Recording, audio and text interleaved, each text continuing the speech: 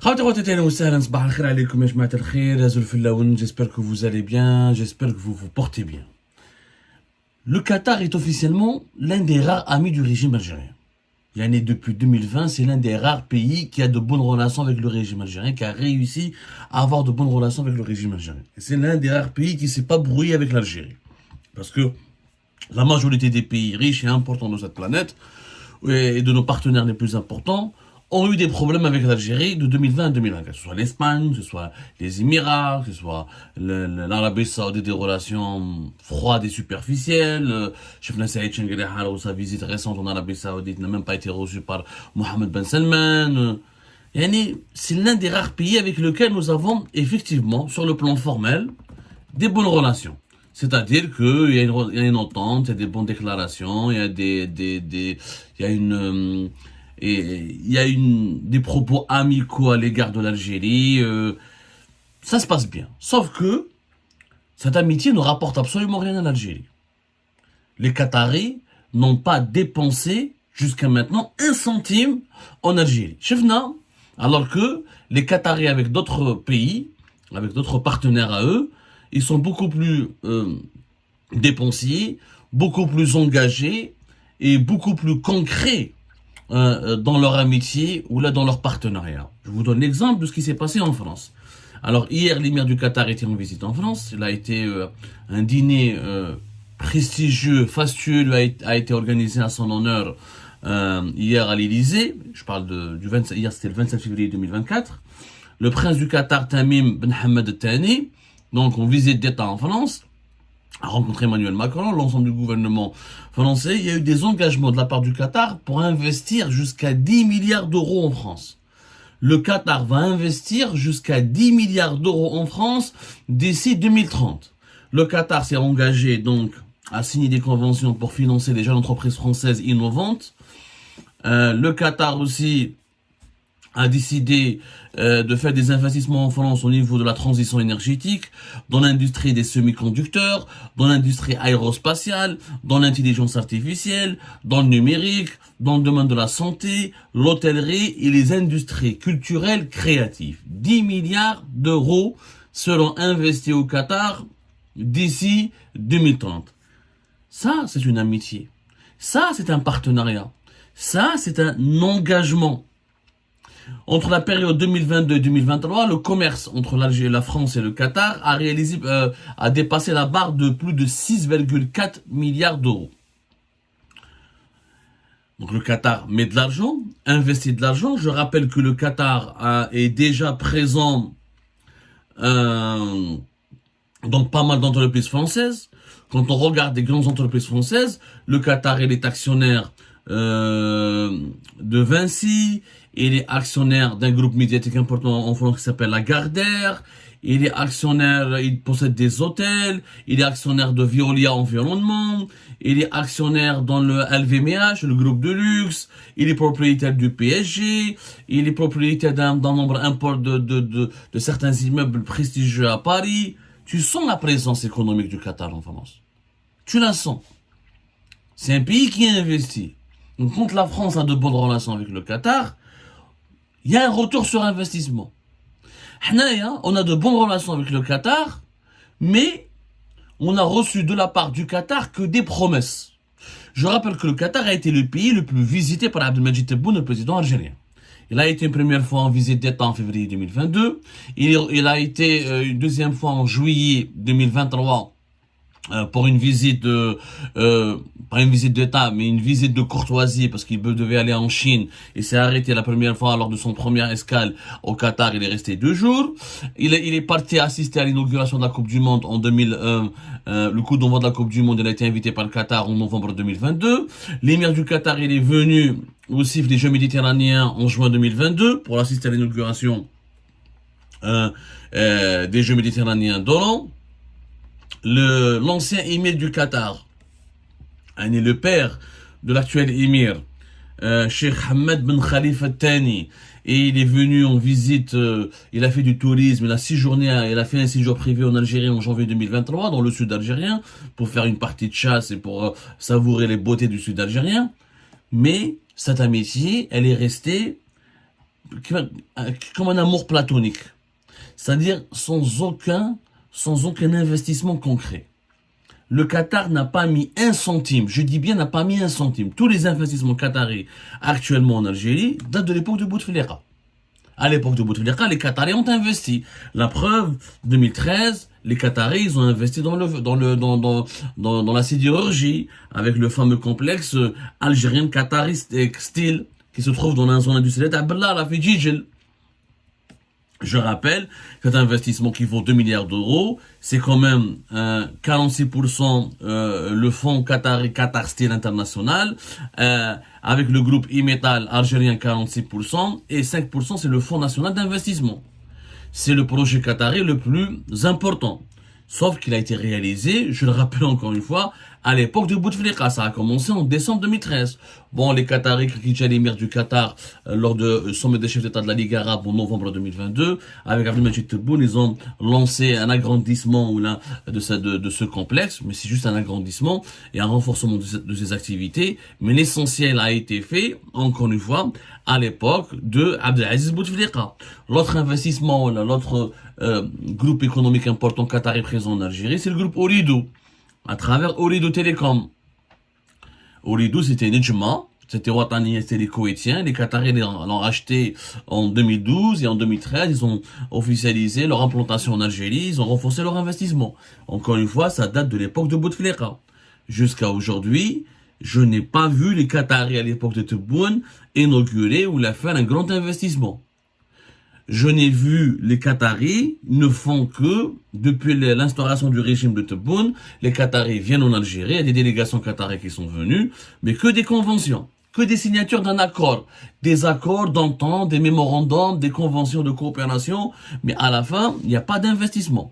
Il n'y a pas de création d'emplois, il n'y a pas de création d'entreprise. Par exemple, en janvier 2023, il y a une convention cadre qui a été signée entre l'Algérie et le Qatar dans le domaine du tourisme. Mais est-ce que les Qataris sont venus inaugurer des hôtels, financer des hôtels, créer des zones touristiques en Algérie? Moi, je n'ai rien vu. Si vous avez vu quelque chose, Kolonna, dans le domaine de l'agriculture. L'Algérie et le Qatar, par exemple, en mars 2023, ont signé des accords de jumelage dans le domaine de l'enseignement supérieur.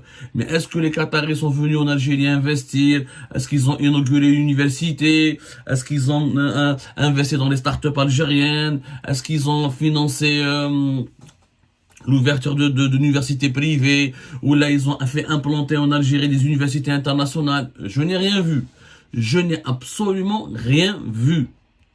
Tout le reste, bon, qu'il y a l'hôpital algéro-qatari allemand,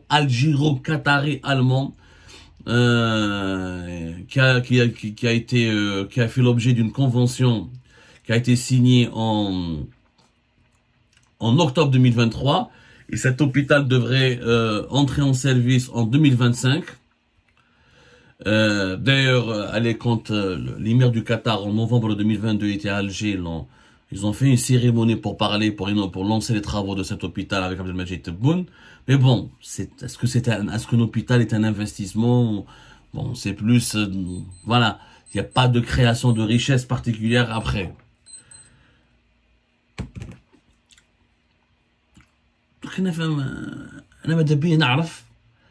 Pourquoi cette amitié, pourquoi nous avons des amis qui ne rapportent rien à notre pays? Pourquoi construire des amitiés théoriques, des amitiés qui ne reposent sur aucun intérêt économique? À quoi ça sert d'être ami avec le Qatar si le Qatar n'investit pas massivement dans notre pays? J'aimerais bien... c'est bien de faire un hôpital, 30 unités, il y aura 30 unités de soins intensifs, 15 blocs opératoires, 40 cliniques, mais c'est de la santé, c'est bien, bon, c'est bien. Ceci dit, est-ce que l'Algérie a besoin du Qatar pour faire un hôpital? Je ne vois pas l'intérêt. Moi, j'aurais besoin du Qatar pour avoir ses capitaux, pour faire de l'industrie, pour développer des zones touristiques, pour développer le secteur financier, pour attirer d'autres investisseurs étrangers, étant donné que le Qatar est actionnaire de grandes entreprises internationales qui peuvent investir dans notre pays. Mais se contenter d'un hôpital, moi je ne vois pas l'intérêt. Franchement, je ne vois pas l'intérêt.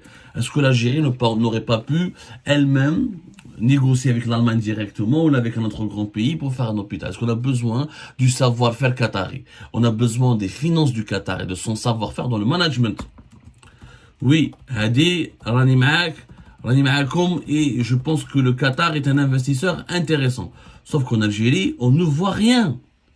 Si la France, si la France, l'émir du Qatar quand il est parti en France, 10 milliards, il a posé un chèque de 10 milliards.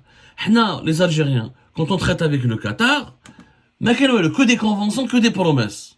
Ça reflète quoi? Ça reflète l'inefficacité de notre régime, son incapacité à drainer les investissements étrangers. Je rappelle que l'Algérie, entre 2022 et 2021, les investissements directs étrangers ont chuté de plus de 90%.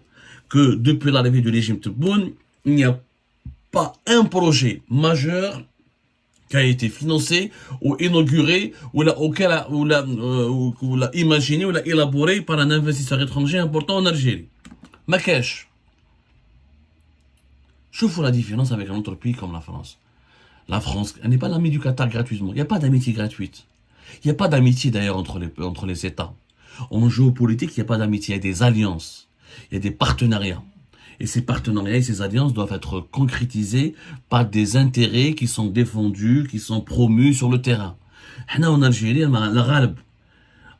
l'époque de Bouteflika, au moins les Qataris étaient présents.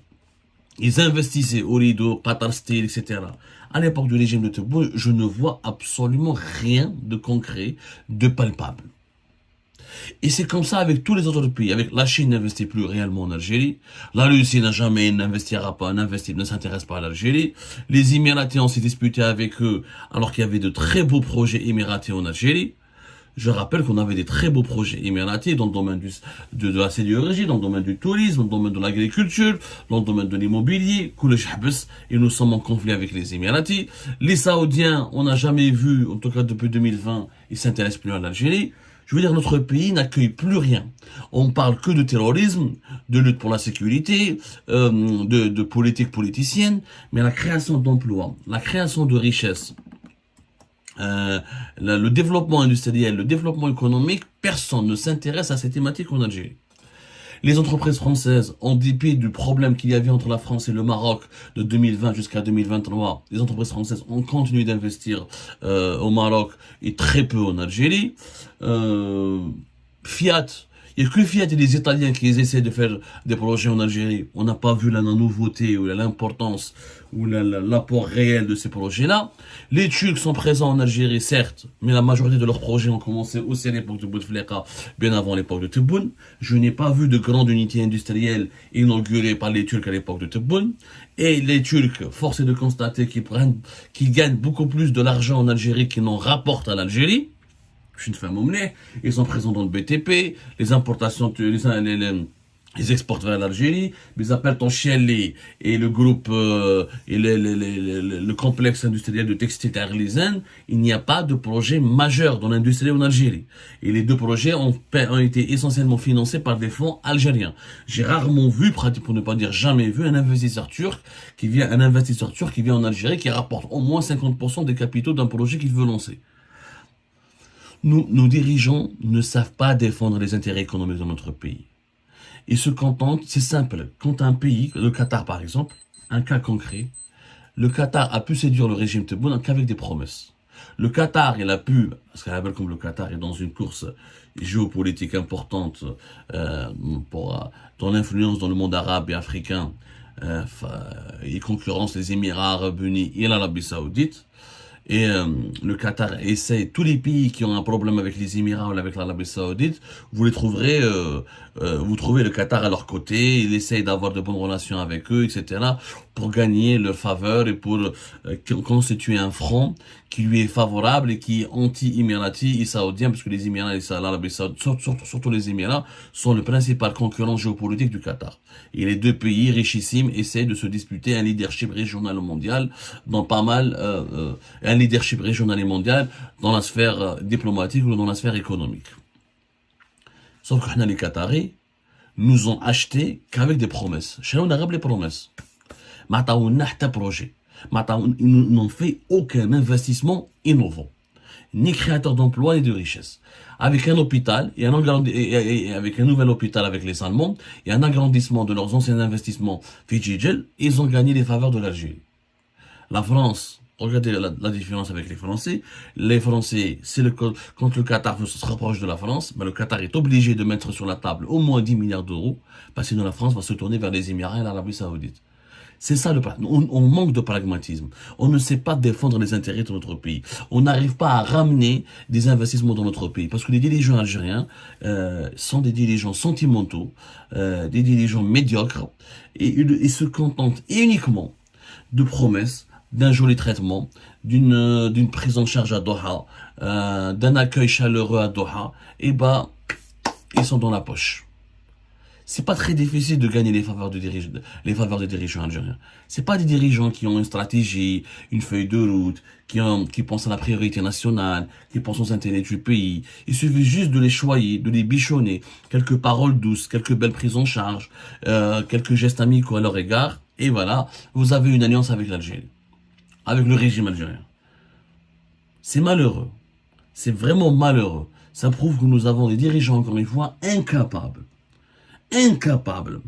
de ramener des richesses, ou là de créer des richesses, ou là de défendre les intérêts économiques de notre pays. Et les intérêts économiques sont les intérêts suprêmes.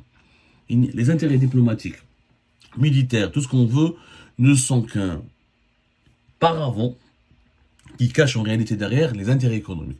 Ce sont les intérêts économiques qui sont les véritables enjeux des relations internationales aujourd'hui.